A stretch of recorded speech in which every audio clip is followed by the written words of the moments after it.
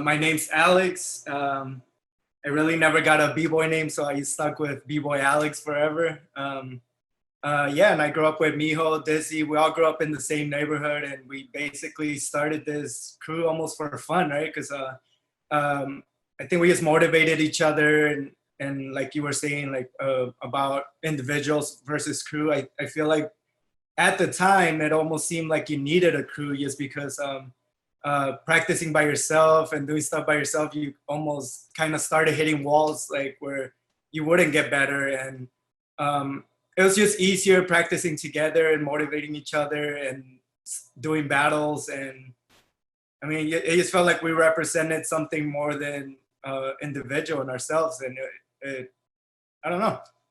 All right, and I'm B-Boy Mijo. My real name is Juan. I've never been called Juan in my whole life at all. I got the name Mijo because I thought that was my name growing up as a kid.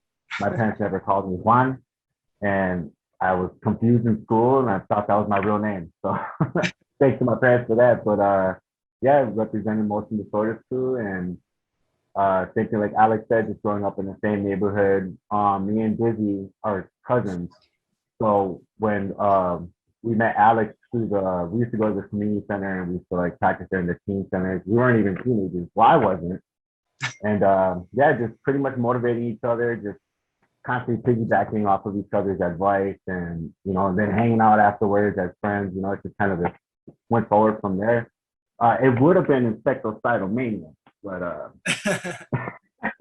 and just real quick about that was Alex ended up drawing a logo for us, which was kind of like this ladybug that was like squid. And he put before it became Motion Disorders, we were wondering like, you know, like what kind of names do we come up with that's going to be a long-term name? Like we really were trying to get out there and practicing hard. And of course, Chicago was always our rivalry. So we were like, we got to come strong.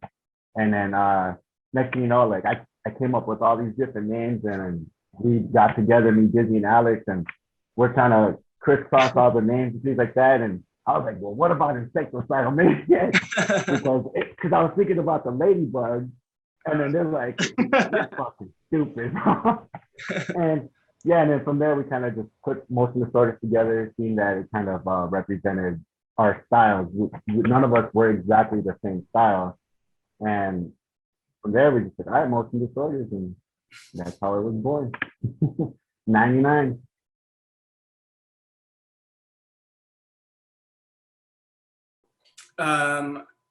For me, what I saw, I mean, basically there was nothing else other than Chicago and Milwaukee. Like, Alex! Come on, Alex! What's the DJ got?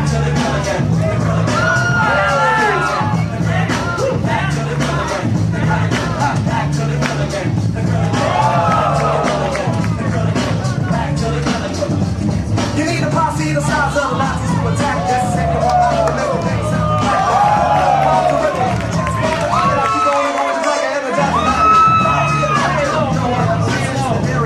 And then it gets everywhere. But to the flea market was in my car pocket. Think like one tip, the guy that was pocket. Only the fifth of them came to fit. And he told me this about it. And take the squad to the TV. Hit it on, smoke a cig, watch a little TV.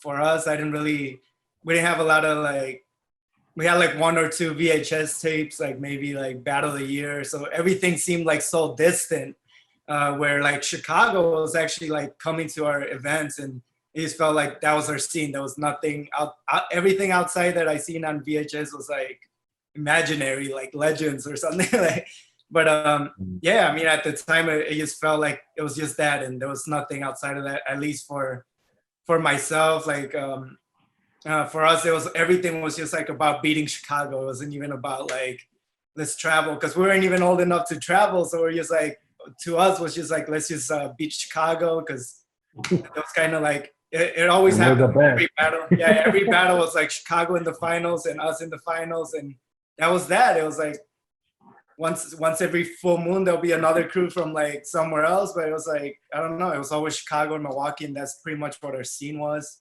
But it was pretty big when it started. It was like probably like 7 crews in Milwaukee. I don't know. It's a lot of people breaking back then. So I don't know, Mijo. Yeah. I feel like when we first started dancing and we were being brought to this community center, which is called Christian Center, every Monday and Wednesday they had practices there. So there was more. I could have sworn there was more than like. I mean, for me, I could have sworn it was probably like 15, 20 crews. Because there was like, everybody had their own ciphers. Like there was Matt Skills, NAD, and there was a lot of like Hmong crews that were just insane, like already doing power moves and doing just insane, crazy stuff. So the scene was more elevated at that time. And I feel like it was around the same area where a lot of like gang affiliation was going on. So we pretty much took our scene from a lot of the breakers that were dancing kind of stopped and started getting more into graffiti and more of like the gang related areas where they kind of just left the breaking scene itself. And then it became like where Motion Disorderz was just kind of like the only crew that was there. Like people were there, but it wasn't consistent like we were. We were pretty much hungry to just go against Chicago. And I honestly thought that it was just Milwaukee growing up. Like, even with the VHS tapes, my brother showed me like Overflow, B-Boy Summer 2 and 3, and I used to just pop them in all the time. And I thought they were local. Because like, and my brothers, they didn't, like, they knew that they were from like California and the East Coast and West and things like that was going on. I just thought that was just the scene. So when I first got introduced to another crew was when our mentor at the time took us to Chicago, and we bumped into Smoke and Wicked from Phase 2.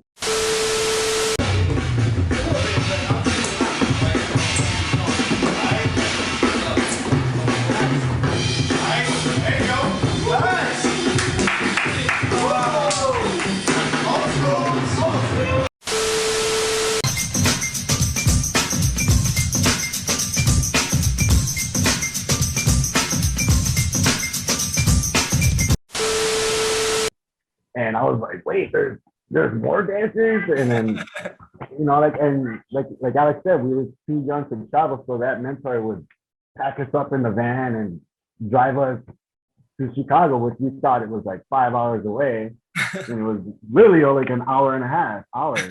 So yeah, the scene was very like it was great, small but great, and Chicago was always the ones that elevated us, and I'm pretty sure we were the vice versa. And it was actually the crews even before us that were going against each other in the 80s and in the early 90s, which kind of like passed the torch to us pretty much.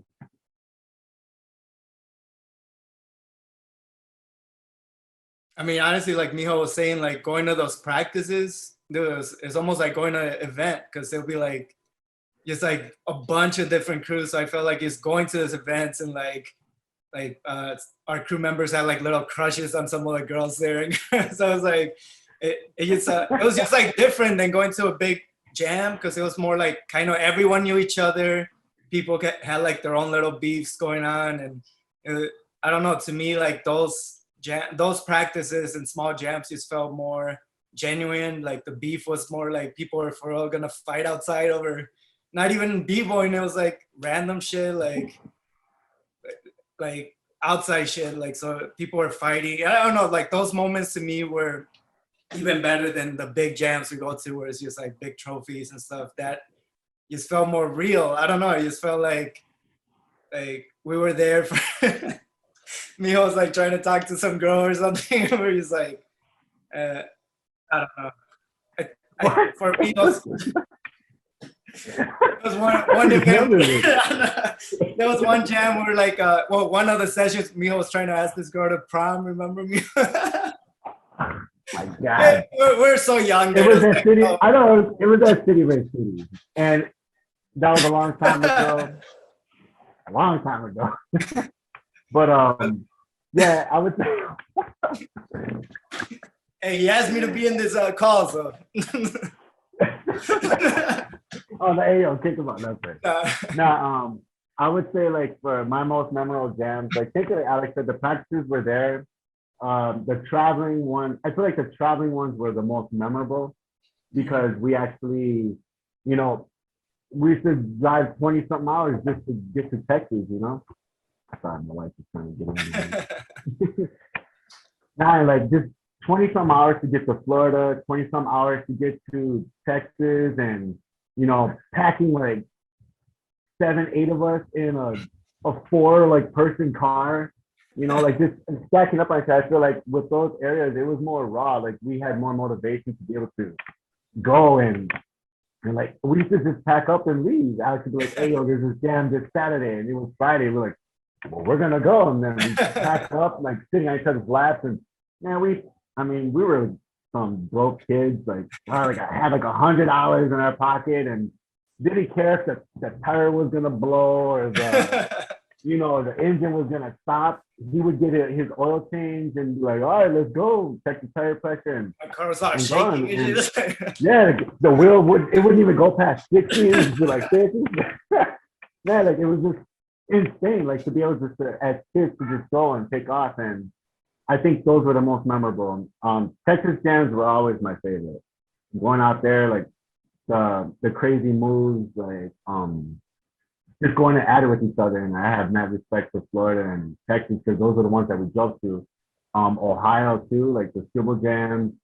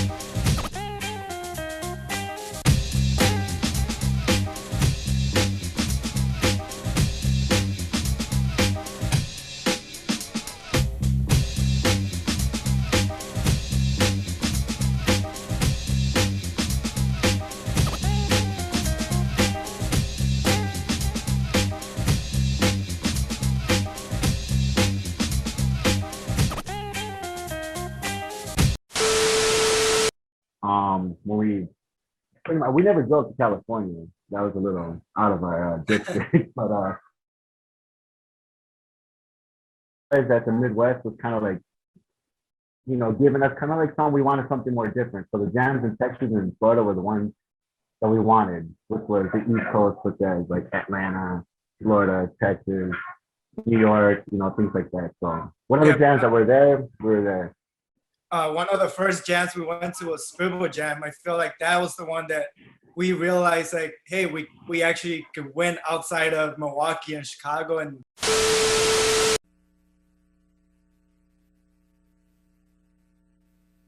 there's always been a mystery about the drum.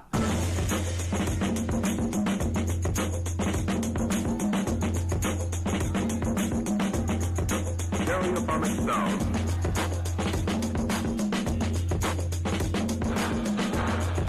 Hello, friend. My name is Dino.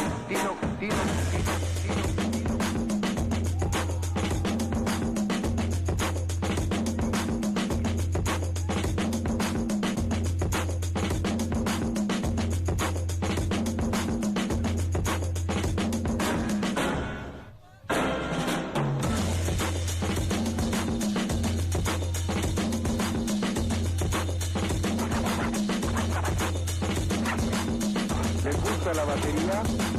¿Ya?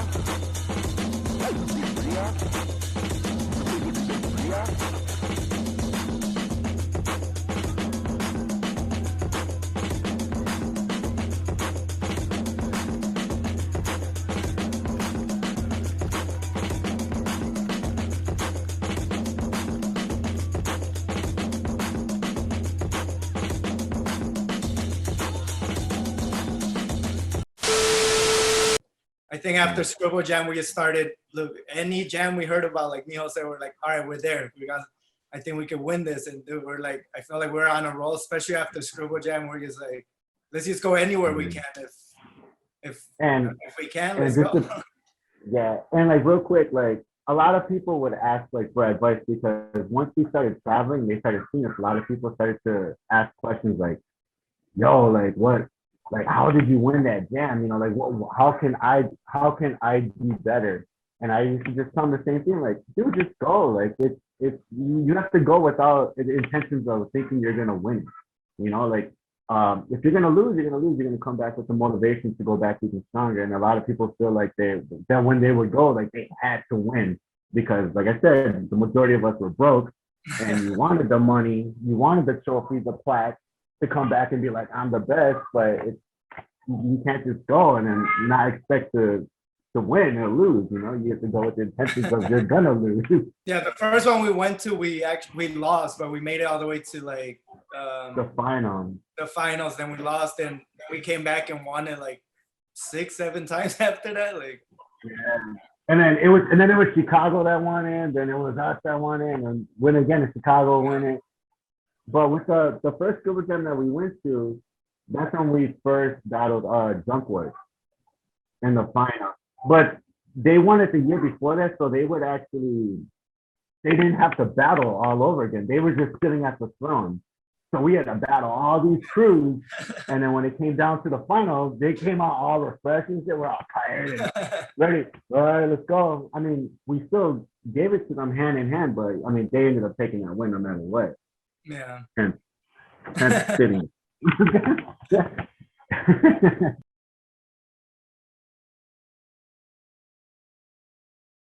I mean, I feel like now everyone's kind of all the older hits moved on, like literally moved to different states. Like myself, I lived in Chicago for a few years. Mijo moved.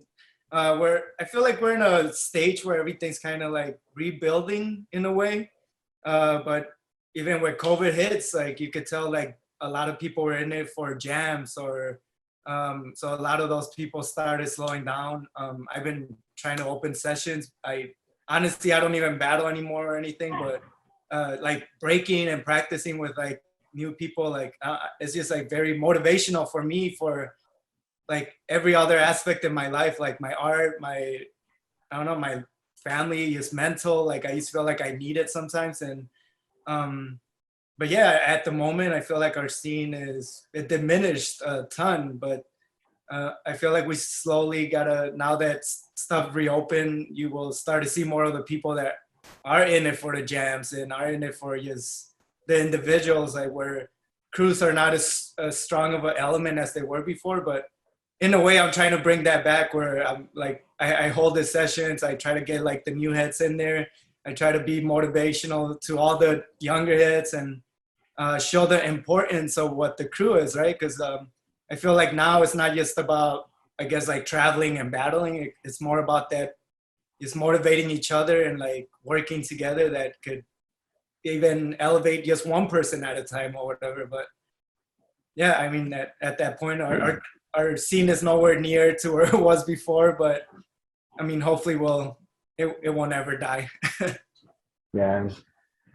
I would say that the Milwaukee scene has completely dropped.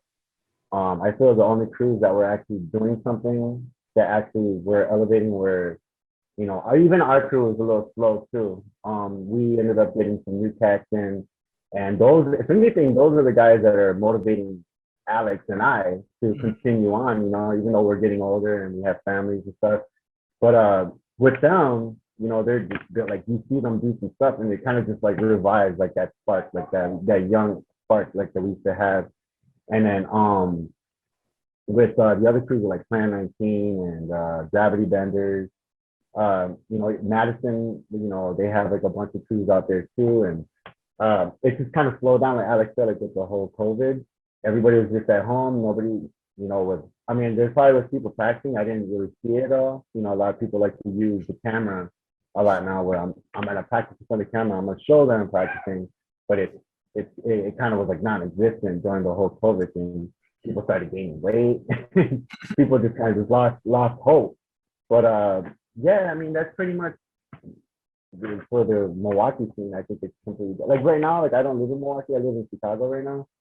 But from what Alex, you know, he's always like, hey, don't forget Wednesday practice, Friday practice. And whenever I'm out there, I try to go out there and practice them as much as I can. But yeah, I think that the scene kind of really went down. And I feel like right now Alex is holding it down by keeping the practices going, and the young guns are still coming. So that's good.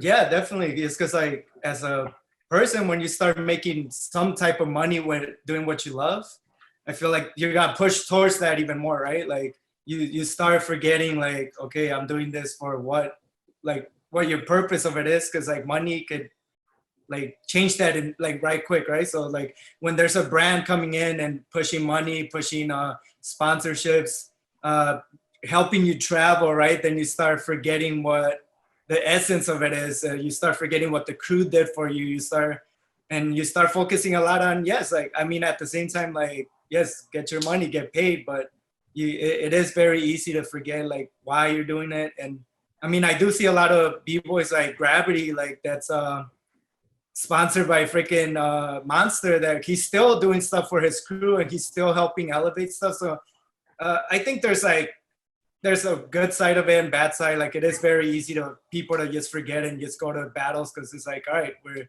sponsored by Monster, we got to win for Monster, but what's that even mean? You know, like end of the day, it's honestly is like getting paid doing what you love, and that's not a horrible thing, but it does kind of kill the, I guess, the crew aspect of it. Like people won't join as much with their crew because like you mentioned before, there's the glue guys, right? Where you rather focus on having people that are going to for sure secure that competition and make sure that you please this brands or whatever, make sure that you stay on top of it. Like, oh, Monster's like nonstop winners, but yeah, you're kind of eliminating a lot of these people out of the equation because they're no longer almost needed where you need to secure the win, right? Like it's more important to win, to get that trophy, to show the brand that you won than, I don't know, building with the people that really help build you. Yeah, I mean, like Alex said, it's an up and down roller coaster with certain things. Of course, you know, people always want to win. Who doesn't want to win? And it's kind of like joining a super crew, you know, like you take the best people, like you said, like you singled out the two champs from that crew, and you put them with the one camp from that crew because the other 9 are garbage, or they're the jabs, not the the power hit. So it's like when you put them together, of course, you're gonna have a more effective crew, but you have to be able to survive together. One thing that I've always witnessed was, even though I've asked people, hey, because I knew Alex wouldn't be able to make it sometimes, like, hey, I'm not going to that battle, and I'll be like, man, I want to join someone from the crew. So first I would ask somebody else, or somebody would ask me, and then I would join with them. And then you got 2 heavy hitters, and then with Alex, if it would have been me and him, we're in tune with each other. We have routines. We grew up together. We know how to vibe together. We know how to talk. We give that look to each other. It's kind of like knowing like how to fight, and like me and Alex already know. We're like, oh, we're gonna do this. All right, cool. And then we look at each other. We know that look. Like, all right, we're gonna do that. When you join with other crews like that, everybody's a heavy hitter. So when you're going, you're expecting them to heavy hit no matter what. But yeah, like the organic part about the crew, man, like I feel like it did lose its essence a little bit. It's not bad to not have a super crew or like the the Monster, the Red Bull All Stars. It's not bad, but like Alex said, it's I'm sorry. Yeah, it's not bad, but it does have its upsides and downsides because a lot of crews now that are upcoming, they're setting an example to be like that's the goal. That's the goal to I have to reach that goal now, instead of being like, this is the part where I learn the blueprint and I go and I compete in these jams and I have fun, and if I win, I win. If I lose, I lose. You go back with the mentality of that, but then it's like you're setting this example for like the whole, like I need to reach that in order for me to be accomplished. I feel like that's the only downside. And I mean, also at the same time, like Mijo said, we actually did battle and join with other heavy hitters before, where it was because a lot of the guys in our crew were kind of not pushing themselves anymore. They were like doing other stuff, where we started battling with like Evil from Brick Hits, and his crew started like kind of slowing down, and now he's in our crew, and like we kind of built from there. So it's not always bad. Like you actually do build with, like, everyone's human beings, right? Like even like this monster crews, they start building with each other where it becomes a crew. And the other people that are left behind is almost because they leave themselves behind lots of times too. They don't care to win this trophies, right? They don't care to win this money or whatever. It's like I think as time changes, like people just have to change with it. Like you can't just dwell on like, yeah, my crew's not doing this. Like if they're not doing that, you want to follow them, you probably won't even be doing it. Like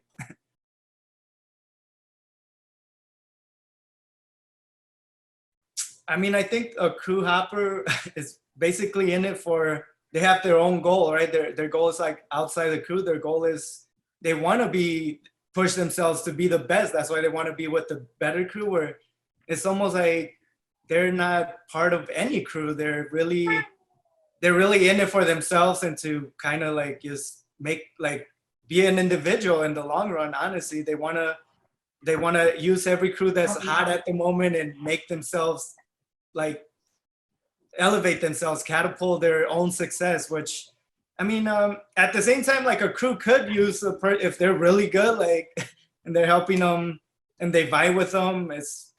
I don't know, like, I feel like in a way, like, you kind of need all these different personalities to make this whole thing work. I mean, I personally don't really like crew hoppers. I myself have been the same crew forever and been asked, like, to be in multiple crews, and it's, I don't know, it's just like, for me, is the crew is like, it doesn't, I don't know, it represents more than just like a group of b-boys for myself. So I feel like with a crew hopper, it might be something different, right? It's not, to them, it's just like the dancers in a game where they need to elevate themselves, versus like, oh, this is kind of like family, and like, it's different. Yeah, I personally feel that if you're in a crew and you got somewhere, like, let's say that, for example, like when we first started the crew, I knew for a fact that we were all going to be in it for a long haul. Like, I knew some of the guys that were, like, kind of like that were with us a while back, even though they stopped, they still say like, yeah, I was part of most of the Disorderz crew. And then you got those who can be like, well, I used to be a part, but now I'm of this. So it has this off and on with them because of the fact that it's like, if you're alone, I feel like you could get down with other crews, but you could still represent that you're this crew and this is the person that you come from. You don't want to be like, all right, well, I'm part of this crew now and I'm part of this crew, and everybody's with like joining like 6, 7 different crews now, and you're like, man, what other crews are you part of? I mean, I personally have always just was like, I'm most of the stories like if Alex quit and if Dizzy or anybody else of the crew quit, I'm not gonna be like, well, let me go join Brickheads now because they're the ones who are on top right now and they're still consistent, you know. But I think I personally feel like that's the way, you know, like from my perspective. But for those that want to go along with the crews that are in and part of it, like then all right, more power to you. But from my perspective, I'm always going to represent Motion Disorderz. So.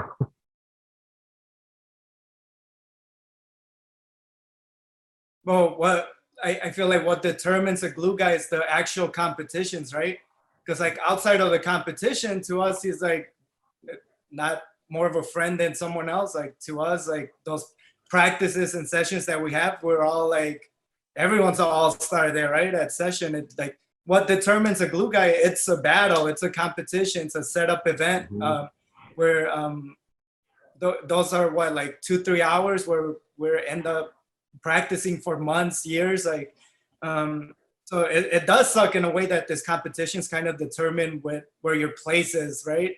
And where you should be. It does help you like kind of be like, all right, get motivated, because like break outside of being a glue guy, like but yeah, I feel like the battles are what determine what position you're in, because outside of that, and I feel like all these glue guys, all these superstars, whatever, when it comes together in a session, like everyone is needed. And that's the point of a crew, right? Everyone is needed. Everyone has a place.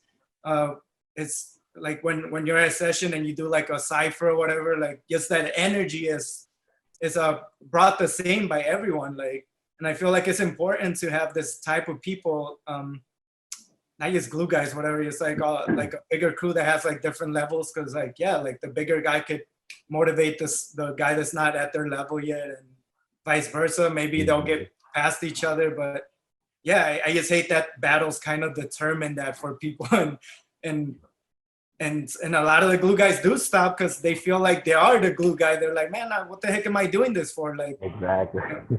You might be the funniest dude and shit. Like, you might be the guy everyone wants to talk to. So are you a glue guy then? No, you're probably the guy everyone wants to hang out with. So, and it sucks because it's not even all the jams, because there's jams where it's like a vibe, right? And everyone's vibing. It might be that glue guy that's hyping everyone up. Like, you might need that people. Like Little Juan to us, like, dude, he hyped us up. He was like so like energy, like.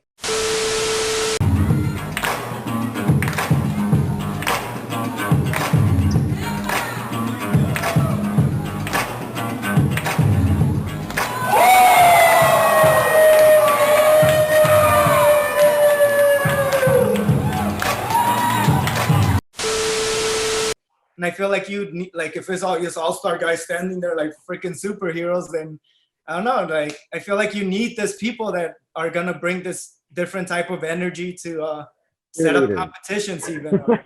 But that's what I was saying earlier. Like, I enjoy a lot of these sessions even more because we have all levels. Like, we have some guys that honestly I'll probably be like, they're not gonna get past even sessions. Like, but in a session, it's just that vibe, that energy that brings that people tend to like overlook, that I feel like this, yeah, glue guys bring sometimes even more energy to this sessions that actually help elevate the superstars, right? Because they're like bringing this energy that you wouldn't get just practicing by yourself or training on your own for a competition or whatever. Like, so yeah, that's my take on it.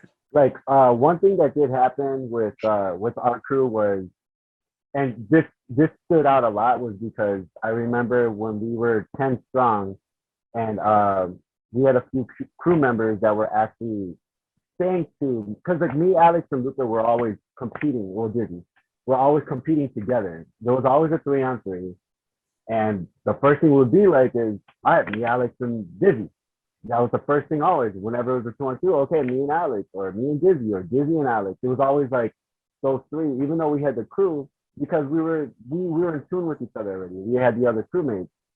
And then of course the other crewmates would be like, all right, well, we're gonna step with each other. So it got to the point where they started telling me, Dizzy, and Alex, like, well, you guys are the A squad, of course, we're the B.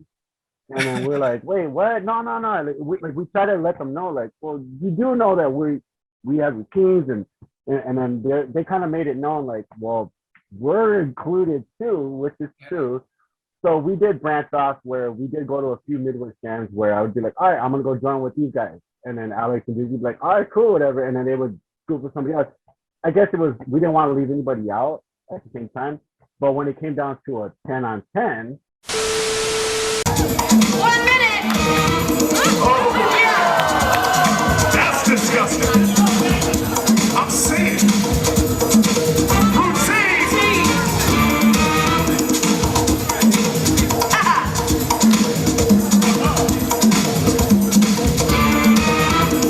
Alright. Woo!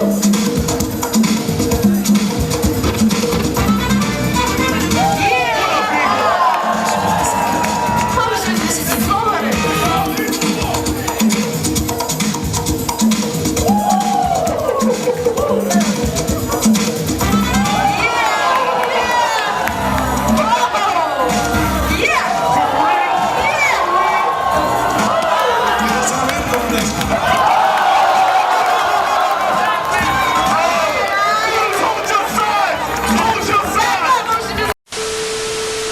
Like a full crew battle, everybody was utilized. Everybody was pushing the routines. Everybody was part of the routine. Everybody was, commandoing one person in, one person out. Like everybody was included. And I feel like the jams that are going on now, it's non-existent for the glue people to get exposed because they're not pushing to elevate their skills.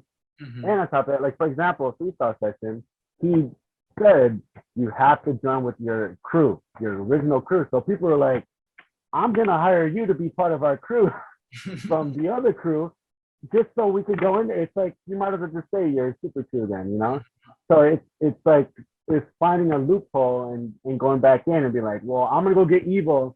And let's say that he wasn't part of the crew. I'm gonna go get Evil because he's alone over there. He can't balance the crew. So you're motion disorders today, So like the glue people on its own, I feel like it's harder for them. I just feel like they need to practice harder and be more of an individual and elevate their skills because everybody could be dope. Everybody could be dope and ill, and it's just really up to their mentality and how far they want to go. If they just want to dance, hey, then that's it,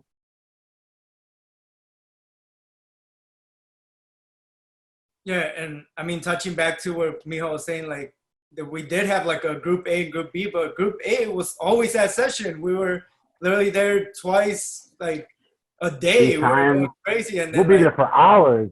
Yeah, so it's like it wasn't just like all right, we're group A because we're better. It's like we're group A because we're literally at every session. Like they come once a week, but we're there nonstop. And then now going to your question about what killed it, I mean, stuff like Red Bull, right? Like it's focused. It wants to be focused on the entertainment part of it, and because that's what people want to see, right? They want to put on a show. They don't want to.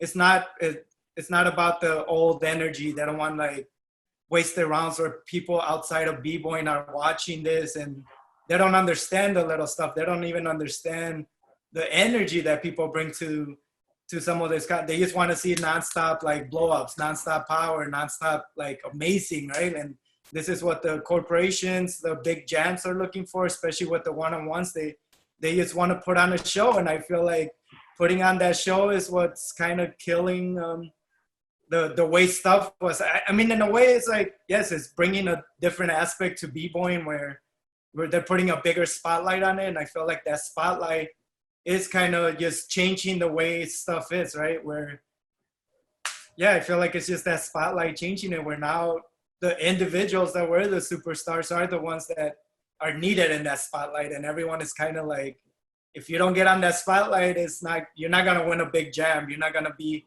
But I mean, there is life outside of that spotlight, but that is what everyone is seeing is there. I mean, that's pretty much what I was gonna say. Pretty much. Yeah, I mean, I think it's just a blame on on pretty much everything. I feel like it just kind of just came in and it stripped everybody's like chance of actually like being able to see the biggest spotlight, of everything. I feel like everything was very like gritty back then. Like Alex said before, that it was a lot of people were ready to fight because they wanted that trophy, they wanted everything like that, and now it's now, like I said, the spotlight is focused on somewhere else, like the Olympics, the Red Bull BC1s, the UDEF Jams, and that's pretty much all it is now. Now it's like, all right, you're gonna get money for 100th place. You're gonna get $20, and then people are like, man, $20, man, that's how much I paid to get it. I just got my money back, So it's like it's pretty much like that now. It's like it gives a chance for everybody, which is great because I thought the same way when I got there. I was like, man, I don't even care about winning because I just won $1,000 for winning the Cypher Jam. It's like I don't care. So it's like it's kind of like doing the spotlight where everybody gets a piece of the pie, including like the glue people. So now everybody's getting a chance, which is good. And it has its ons and offs and things like that. But yeah, I think that's where it's going with the whole spotlight stuff.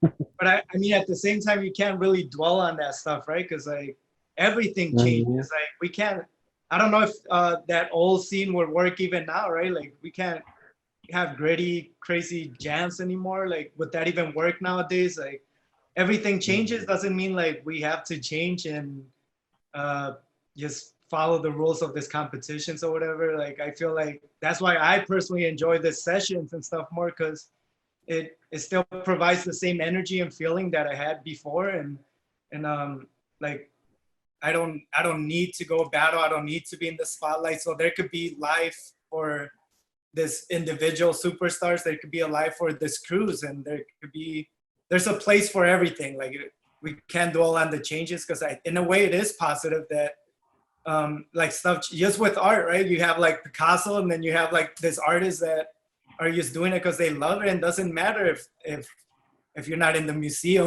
or whatever. It's just like I feel like there's places for everything, and we can't like dwell on stuff that's progressing with b-boying, with Olympics or whatever. Like there's a place for everything. But then again, there's other people that do get flown out, and then they're like, who's he?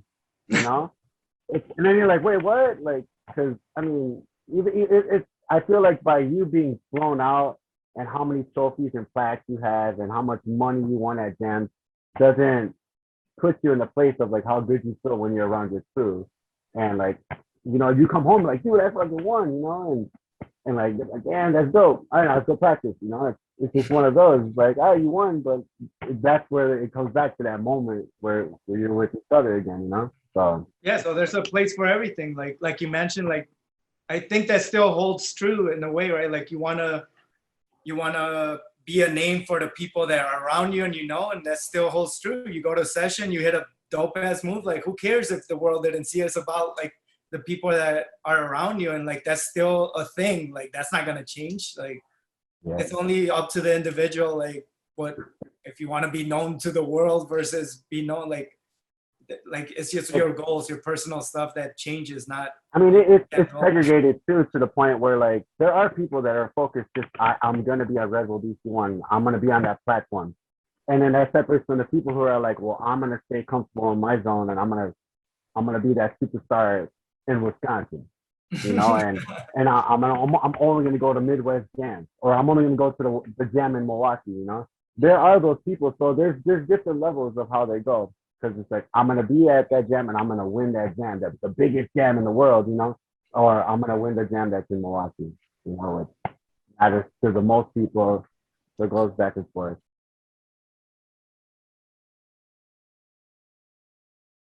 Well, again, just because of there's big battles, right? There's big battles that are happening. So it's not even about like the person having a goal of what they want to do. It's like they're presented with something like, there's like, here you go, look, this is the new big jam. You could win this. You could be the superstar of Red Bull BC1 of the world or whatever.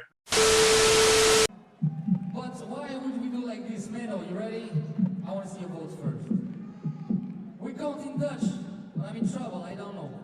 So let's fake it from 5, you know? Just say a lot of consonants like 3, 2, 3, 5.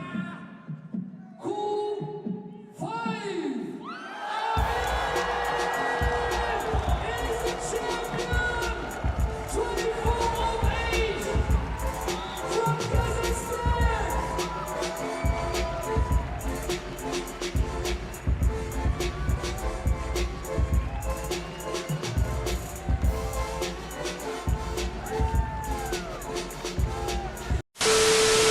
Yeah, so I feel like this new opportunities that are presented, right? Olympics, the Red Bull BC1, this is what, it's not even the person's goal. It's well, now it's part of their goal. Now they're just being presented with bigger opportunities that like people's perception of their goal is gonna change. Now they want something bigger. Let's see what's next after Olympics. Like who could freaking do this? So now people are gonna push for that and they start to forget about everything else. But again, that's not everyone.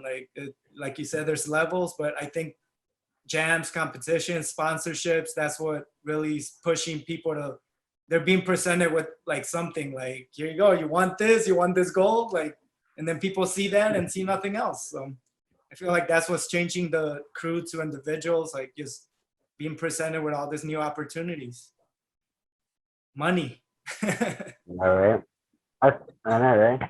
I feel like it went from crews to individuals because I feel like life starts to happen. A lot of people started building families either at a younger age or later on. Just different body type now, like their motivation is gone. Like before I said that people wanted to be part of that gritty, that the fighting part, the man, the scene isn't like the way it used to be anymore. So they're like, man, forget this, I'm out, you know, and then they leave and it gets too commercial now for them. And then you got the individual who's like, well, I do want that, so I'm gonna go get that while I buy, you know? So I feel like that's what happens. It kind of juggles with each other. And then you got like crew fighting over it. Like, well, then if you're gonna go be part of that, then I'm gonna go be part of this crew. And, you know, and then that's how the whole flip flops and the, you know, going to different crews or staying as an individual or leaving the crew. Like I feel like it leaves no excuse though, like, because Dizzy always said, like, you know, when you're an individual, you can be that heavy hitter. It's your choice to be a heavy hitter where you can be that heavy individual to contribute. But if you're not going to be, then you're just going to coast. And a lot of people just say, well, if I'm coasting, then I'm just going to coast this way. And then you go that way. And then it's like, we're all still crew, we're all still friends and family, but, you know, that individual wants to go one way, and then the rest of the crew just kind of just falls apart a little bit, and everybody just goes their own way.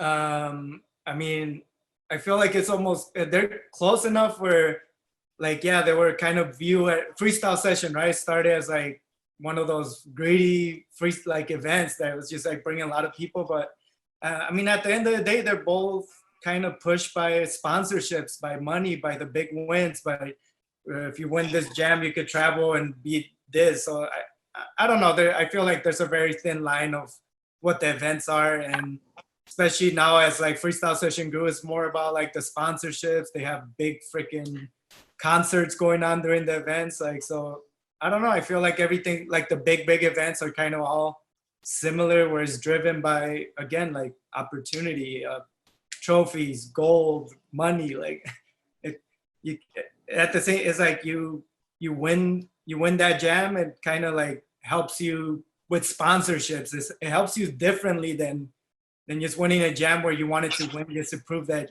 you could smoke this guy, right? Like, I don't know. They're a little different. I feel like it's starting to become a bit more in a professional level where people doing it is for the money. They have goals that they want to make sure they're elevating their studio or whatever they're doing for a jam.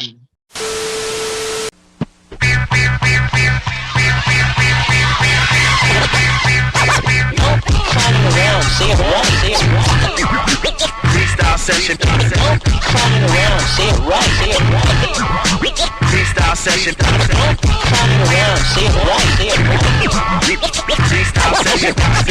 Climbing around. it around, say it right, say it right. Freestyle session.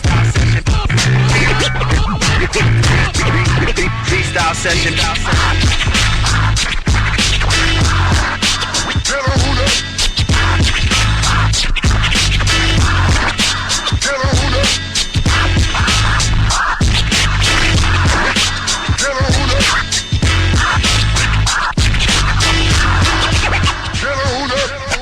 Put your hands up. Throw your hands in the sky. Put your hands up. Throw your hands in the sky. Put your hands up. Throw your hands in the sky. Put your hands up. Throw your hands in the sky. Well, again, they're changing it to smaller numbers just because now it's a better show. It's harder.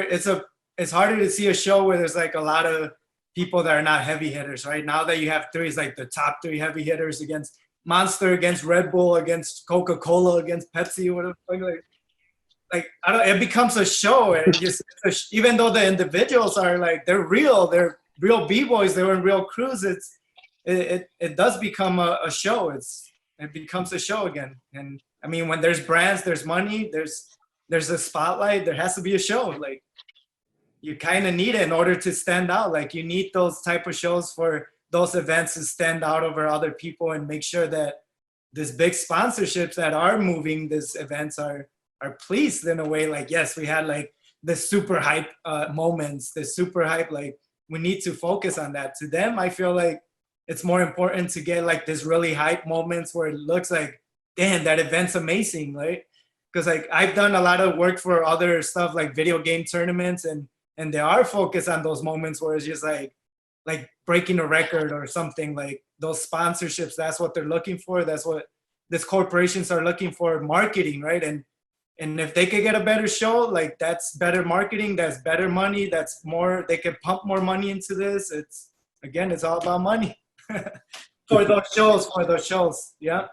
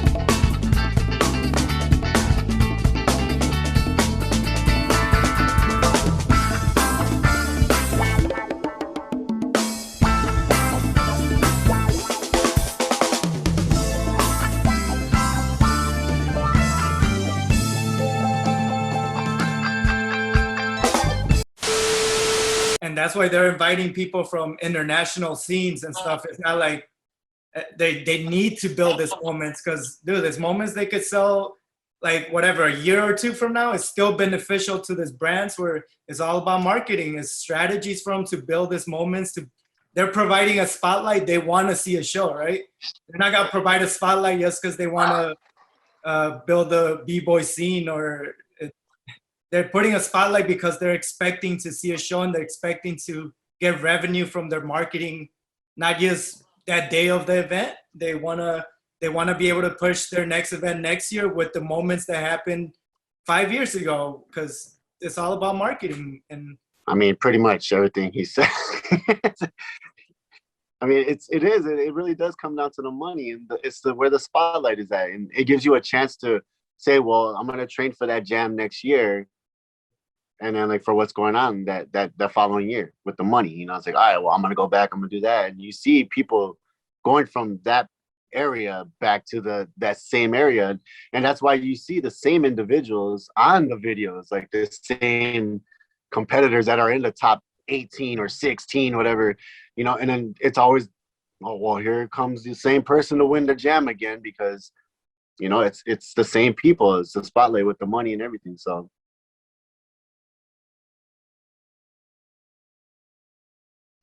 Oh, I mean, definitely. In a way, it's hurt the culture because like people that are not seeing like this marketing side of it, the spotlight or whatever.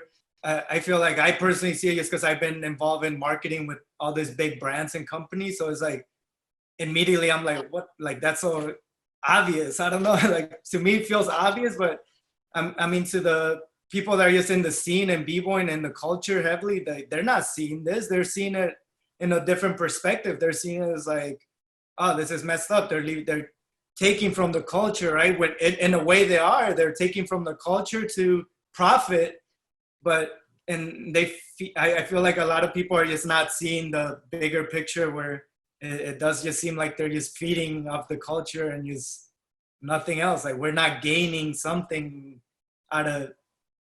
Yes, you're making some money or something, but I feel like it is in a way destroying our culture, and that's why I think it was important for like U.S. Breaking to come together and remind everyone that we are a culture, we are b-boys, we do control this stuff, and I've been talking to a lot of like the heads of U.S. Breaking and doing some stuff with them, and I think it is important for people to step in again and say, hey, like, yes, we can make money. Yes, there could be a spotlight, but let's not forget that what this is. Let's not right? forget where everything came from. I mean, in a way, I feel like for the longest, I was a glue guy too. Like some people, like when we're battling as like Milwaukee's best, like they were like, oh, Mijo and Alex are whack. Like we don't want them in the like the we don't want to battle with them. Like. Yeah, Alex. Round one. That's what's so true. Get head up.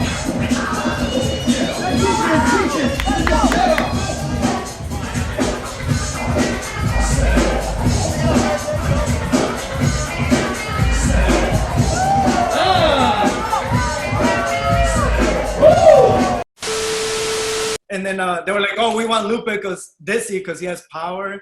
And then, I mean, they know that motivated us. We were like, nah, F this shit. Like, we're going to be in it. We're going to be the freaking movers, you know what I mean? And so, I don't know. So I feel like we see it from a point of view of like personally, like I was a glue guy where like, you don't always have to be that guy. You could break out of that and be one of the freaking group A or whatever. But yeah, I mean, it is like you have to see past all these competitions. You have to see past this spotlight. Like, what really matters? Like, is that gonna drive what you do as a b-boy? Or I guess it was something behind this. It was something outside of like what you seen. Like just the scene itself inside Milwaukee was the one who was considering us like we don't want those guys because those other guys. They thought they were more than us. So like if like for example at Scribble Jam, like they didn't want me or Alex going out. Like they just wanted Dizzy and Debris and all the other guys going out. And we were like, well, we want to go out too. And it's like, no, you're not a heavy hitter. So let them go. And it was like, but like I said, we broke out of that. You know, like as an individual. Like the first battles where like again there's steps. Not every heavy hitter starts as a heavy hitter. Everyone starts. Mm-hmm. So that's what we're talking about. Like when we started, like now I feel like there was no question. Like now something like we needed a round, we'll be like, no, Mijo's gotta go out, right? Or like, but he went from that to like being a heavy hitter. So that's what I'm saying. Like all these glue guys that now they're seeing these big events, like they just give up too quickly. Like there's steps to this. Like you could be in that spotlight. Mm-hmm. It's like it's just like people give up too quickly because they want faster and quicker results. Right? Like they've been breaking like 3 months. They're like, I want to win Red Bull BC1. Like, motherfucker, you've been breaking 1 month. Like, they try and airflow. You can't even do 6-step. Yeah, like that's how it is. There's a lot of new hits that come to session. They're already trying to hit airflow. I'm like, bro, get your 6-step first. Like get you first. Like, but people forget that. They think like let's like they see a bigger level already. They see the goal. They see what they're presented by and they just I feel like a lot of people aren't taught the culture though at all either with it. So it's like it has to go hand in hand with each other. Like it's like walking and then running, you know, like you learn the culture, you know, what's behind it, like, you know, understand like the people who brought it up and like the legends that are within your city and around you, like know your surroundings and also as an individual with your crew, because then that all goes together like as a timeline as you go through, and the culture just kind of just is thrown on the back burner. And now it's like, now go win that jam right now, you know. It's like, and learn this power move first before you learn how to do the 6-step, which is the walking part. And you know, and that's all it is. It's thrown into the fire, and then all of a sudden it's like, oh, and then you got people who are like, oh, they don't know the culture, so they suck, you know. And it's true. You don't understand what's going on and how it got brought up and how it evolutionized to what it is now. This is the reason why it's going into the Olympics now, you know. But at the same time, you do need like people like Mijo or me that like you're back in the scene, and because who's gonna teach you the culture, right?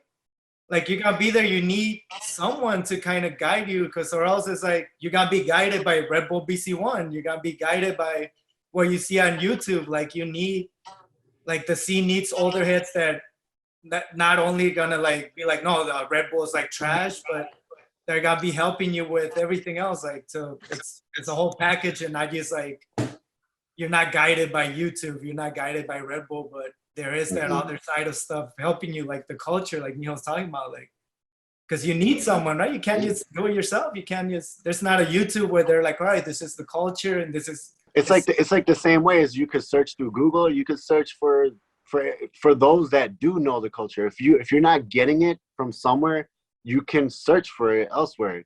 Like you got legends that are still around and people that are involved like crazy, you know, like you can ask questions and do the same thing instead of just being like, all right, you know, I'm going to Google this. It's the same way as going to searching for ask questions when you're at a jam, and pretty sure everybody's willing to give you those answers. So it's hard though, but like, are you got Google like Hype's jam or freestyle, or are you got Google like what's the culture and the, you know, it's like you need people to be there.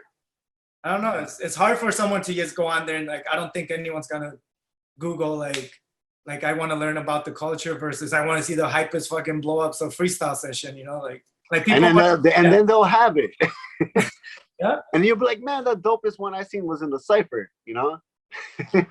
Or not even you Googling it, right? Like you could, if you're on your Instagram, you're not gonna see like this is the culture or be like, you're gonna see a top 10 blow up set first, and it's gonna be percent, and that's what's gonna go viral versus like someone explaining what the essence of the culture is or why we do it. Or, like even like you said, like at Breaklanda, when you seen us and Unique Styles, like you were like, yo, this is insane. But it's like when we made it to the finals, it's the spotlight, you know. And now it's the routines and you go. It was like in that Cypher, it was like pushing. I'm going in, and you know, that's the way. Like it was more. It was controlled. That's all it was. It was controlled.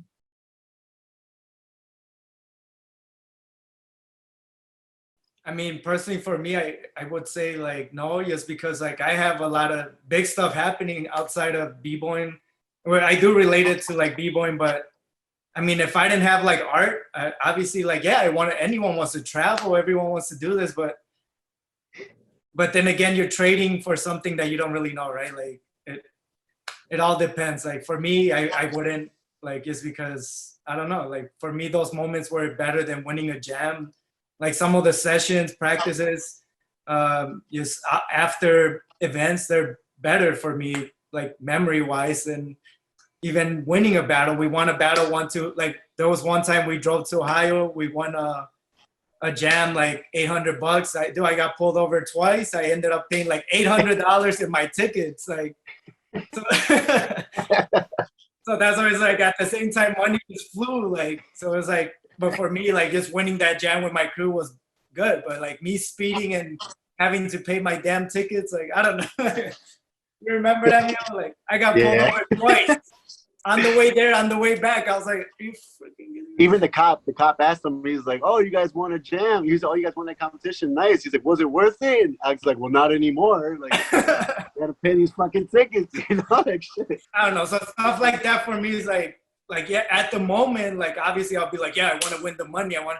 But I feel like once you look back, like even like 2-3 years later, you'd be like, "Man, yes, the moment itself was better than the $800, which was nothing." You know, like. That shit was here and gone, and within a few days, like. Yeah, like for me, like I had the opportunity to be able to travel like through Europe and Asia and things like that. Mijo, Mijo, Tribbles.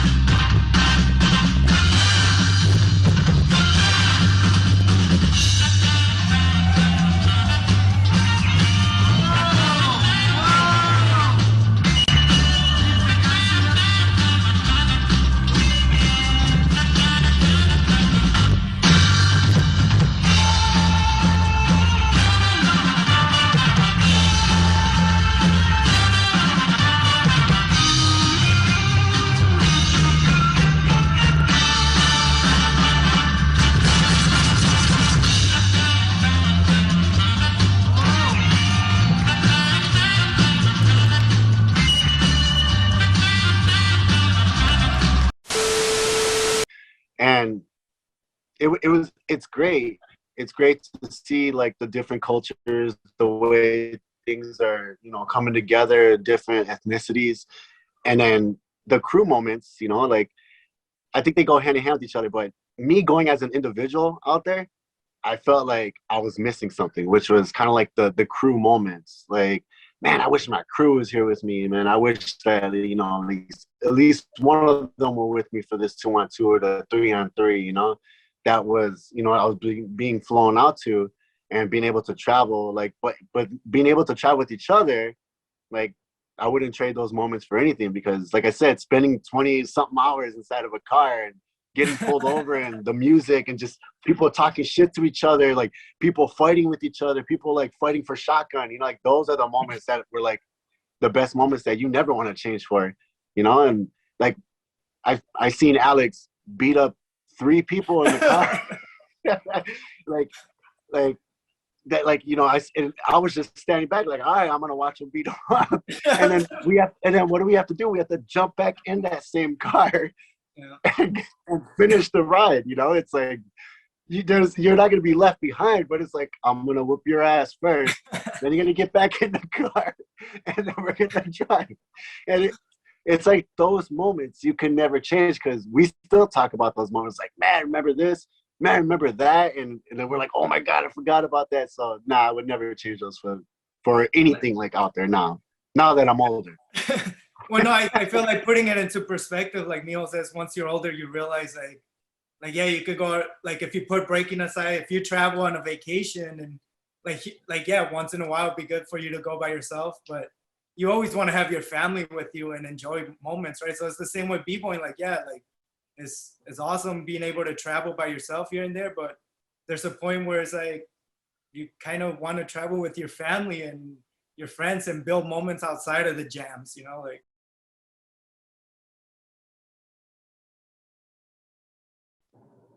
I mean, for jams and stuff, I feel like in a way it is, right? But I feel like if people, there's always gonna be a crew, even if there's not a crew, right? Even if there's not a crew battle, there's not gonna be as individuals going to these events, not knowing anyone. You gotta have a group of friends, which to me, that's what a crew is, like your group of your guys. Like even if they go to your jam and they're not even battling, they're just people that go to support you. That's where your crew is, your family, the people that are there to back you up, whether you win or lose. That's what a crew is. And I feel like that could be forever, right? Like it doesn't even need to be like, oh, yo, we're here representing Zulu Kings, or we're here, like you're always gonna have your group, and regardless what that group is, if they're not all b-boys, whatever, that to me, that's what a crew is. And someone you gotta hit up, go and hang out, whatever, like. But yeah, I mean, as far as like battles and stuff, I feel like in a way it is diminishing and it is coming to an end in a way, right? Unless I feel like there's gonna be like this crew battles where there's like, again, Red Bull versus freaking sponsors, yeah, Snickers or whatever. Like, but yeah, as far as like competitions, I don't really see it happening unless it's like smaller events where, I don't know, like there's always gotta be crews, but not crew battles in a way that there were before. So I feel like the only way there's going to be crews is with the small jams now, like the jams that are still going on locally. or within the areas like such, like if they're in the United States still, yeah, or even in Europe or Asia, wherever it's going on. I feel like the crews will exist, but when it comes down to that spotlight era, like Alex said, like when it's just gonna be, the sponsor now, and this is it's not even gonna say his crew. It's not gonna be like, oh, Mijo from Motion Disorderz crew is representing from Milwaukee, Wisconsin. It's just gonna say Mijo, and sponsored by Monster and this, and I feel like that's what it's gonna do.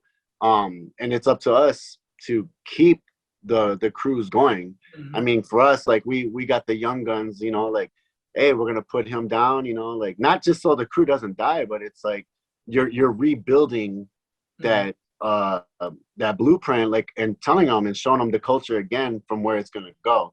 And as I said, it's us as the older people who started the crew to teach the younger guns to continue it in order for it to not completely diminish and die out. Otherwise, it is just going to die out. It's slowly dying. It's still burning. The fire is still burning. But if we don't do something about it, it's just going to burn out and you're just going to be that individual. And one thing I brought up to US Breaking in a few meetings or whatever, it was like they wanted me to help with branding and marketing, but they were wanting to have like the sponsorships, like let's have the B-boys wear the logos and stuff. But I said, like a point we brought up was like, we need to change that narrative ourselves, right? Where like, we're not looking for sponsors. We should be representing our culture ourselves. Like we're the value, like these brands are just here to kind of like add more to it, right?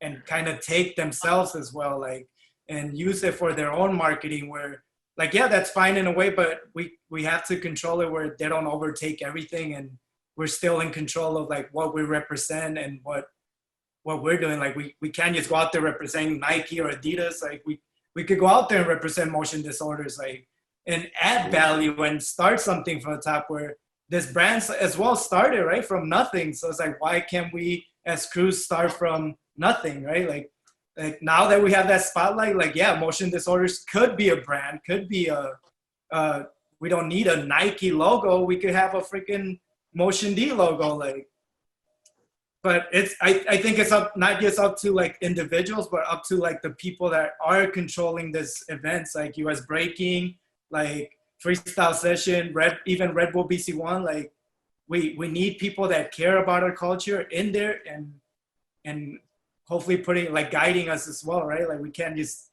give it up to people like, well, I hope crews come up and they don't die. Like, no, we need to, the people that are in control and doing stuff, like we need to like change the narrative ourselves, not just let it die. Like, true. Next thing you know, like he's gonna put our videos up and it's gonna be like a banner just going across sponsorship.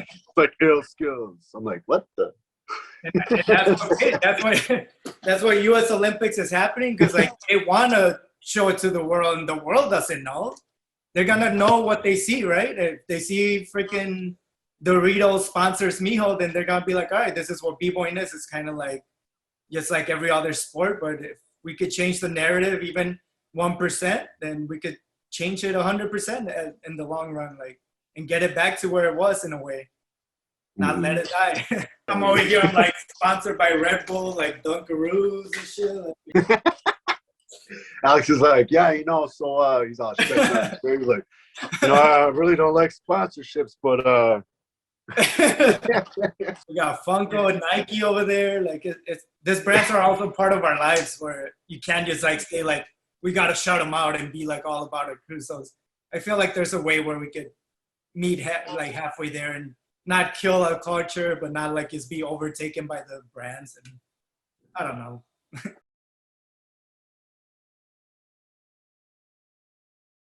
I guess for me, it'll be just, if you go into session, focus on, try to see those moments, try to see that energy that other people bring, try to figure out why you're doing it, and like put money aside, put brands aside, put everything aside, and see why you're doing it, and see the energy that are like, how do you feel after a practice? How do you feel after hanging out with your guys and sessioning? Like, that's how I feel. Like after I go to practice, I just like feel mentally free for a few seconds where I'm like, man, I just felt so good. And and that's like stuff that it's not seen by people that are just focused on trying to win or whatever. Like, try to focus on those moments to it, because before it's like 10 years from now, you'll be like, damn, I should have been like focusing on those smaller moments. Those little wins like we talked about are the big wins in the end. Like, and it's hard, it's very easy to miss them. And so I always say is like, try to focus on those little moments,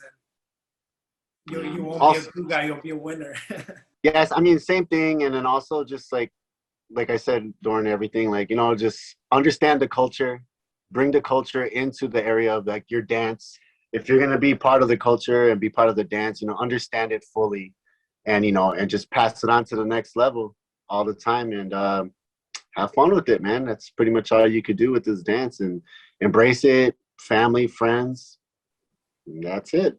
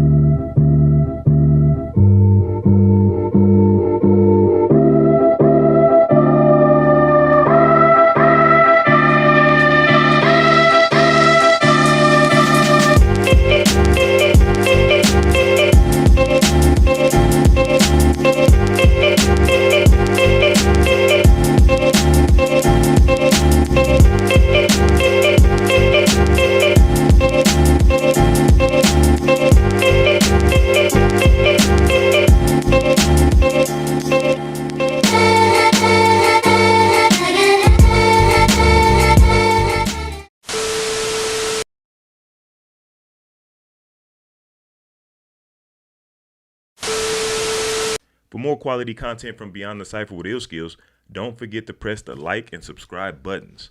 Also, feel free to follow us on Facebook and Instagram at Beyond the Cypher. Let us know how we're doing down in the comment section. And to make sure you don't miss anything from the channel, smash that notification bell. We appreciate the love and support. Peace. Into the next episode.